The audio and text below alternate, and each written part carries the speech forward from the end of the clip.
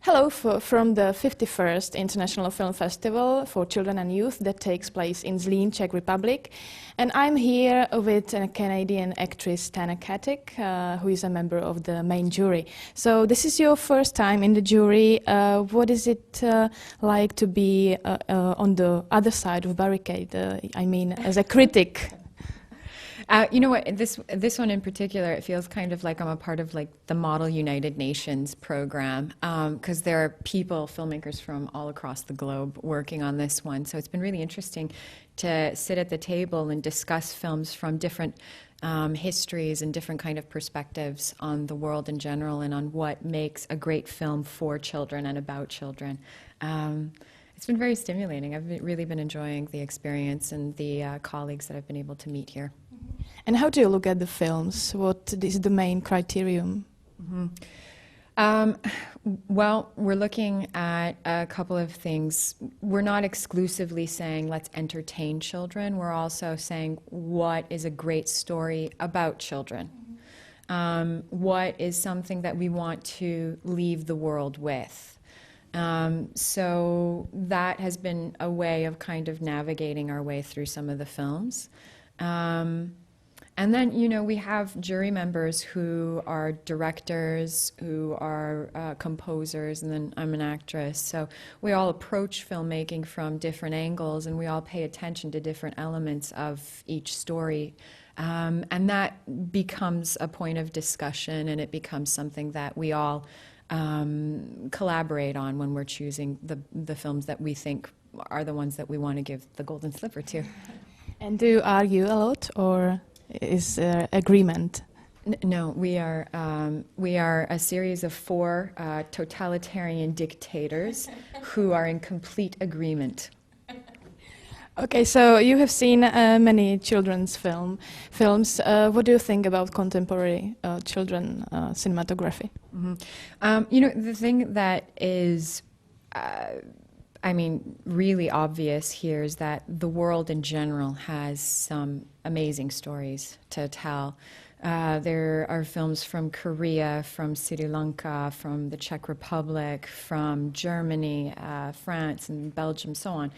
And the stories are, they're very intelligent. A lot of them are very subtle, beautiful pieces of literature that we're putting on into photography. So as a creative, as an artist, it's very inspiring to be able to see films like this. It's not something that you immediately get in most movie theaters, at least not in the US, you know. It's wonderful for me to see it. Okay, so we are at the Children's Film Festival, so I would like to ask you some questions related to your childhood. So could you tell me what was your childhood like? What kind of child you were? I was very imaginative. I knew that I wanted to be an actress when I was really young, and so I could spend hours just playing imagination games and doing plays and so on. And I used to drag my siblings out to our porch, our patio, kind of veranda, early in the morning to do plays with me. And they would often be forced to also do theater with me over like Christmas holidays and so on. So that was a part of my upbringing. And I have a large family, a lot of siblings, so we had parents who were immigrants to the United States, and part of what was our upbringing was we had a huge warehouse that we just kind of roamed around in like bison, and created great stories, built forts out of cardboard boxes that housed whatever materials my parents had coming into the warehouse. So we had a really fun playground and a lot of playmates to create imagination and storytelling with while I was growing up. Is it true that your grandfather called you porcupine? And why was that? Yes, because when I was born, my hair stuck straight up, you know, and so he called me his little porcupine. Yeah. Okay, so let's let's talk about children's films. Do you have any early memory of the first visit of cinema? I have a memory of going to see the ballet. I have a memory of going to see Nutcracker when I was really young, I think 3 or 4. And I don't know, I saw some movies when I was really young too. I saw, I think it was Star Wars that was on television at some point. Star Wars? Yeah. I remember those movies. And then, of course, you see the cartoons in the morning and so on. But those are a couple of the ones that stuck out for me. One tricky question. If you would play in a fairy tale film, yes. What character you would like to be? Oof. I'd like to be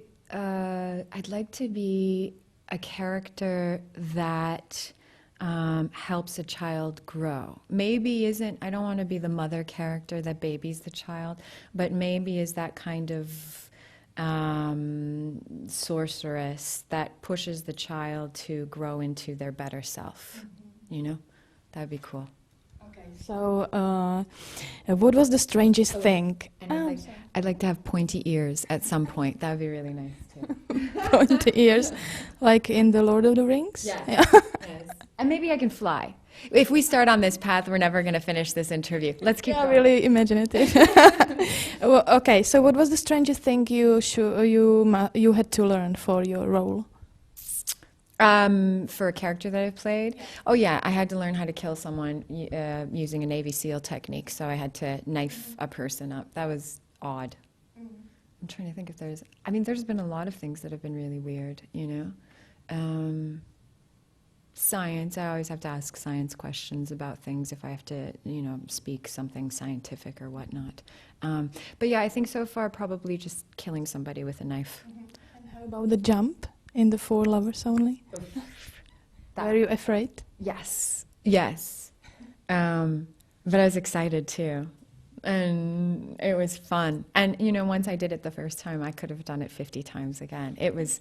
Adrenaline. It was invigorating, yeah.